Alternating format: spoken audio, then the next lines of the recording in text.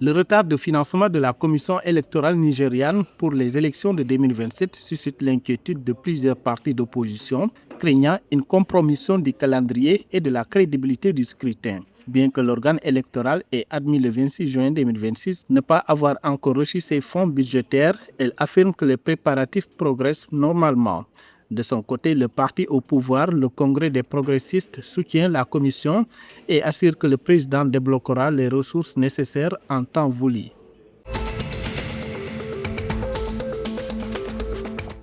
Le bassin du Mono, partagé par le Togo et le Bénin, va bénéficier d'un financement d'1 million d'euros de la Banque africaine de développement via la Facilité africaine de l'eau. Cet investissement servira à élaborer un schéma directeur et un plan d'investissement pour la gestion durable des ressources hydriques. Selon la BAD, l'objectif est de préparer des projets d'envergure dans les domaines de l'eau potable, de l'irrigation, de l'hydroélectricité et de la protection des écosystèmes. À terme, cette phase préparatoire vise à attirer des financements massifs pour moderniser les infrastructures hydrauliques transfrontalières.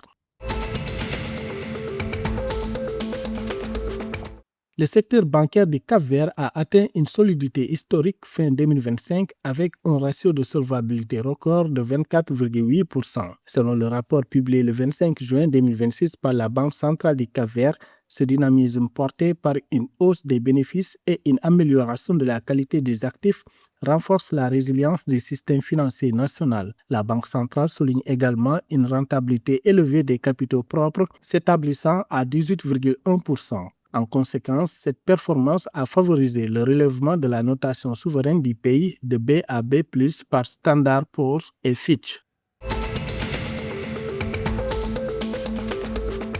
Le Burkina Faso a lancé le 27 juin 2026 sa campagne nationale de reforestation visant à planter 15 millions d'arbres pour contrer la perte annuelle de 83 000 hectares de forêt. Sous le thème « Une institution, un bosquet », l'initiative prévoit des projets spécifiques dans les universités et le long des axes routiers de Ouagadougou.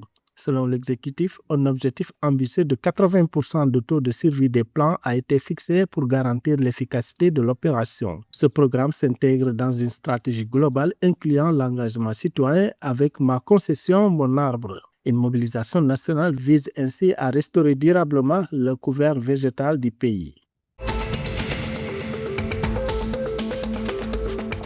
Le Ghana a terminé sa phase de groupe par une défaite face à la Croatie 2-1, mais se qualifie pour les 16e de finale en tant que meilleur troisième.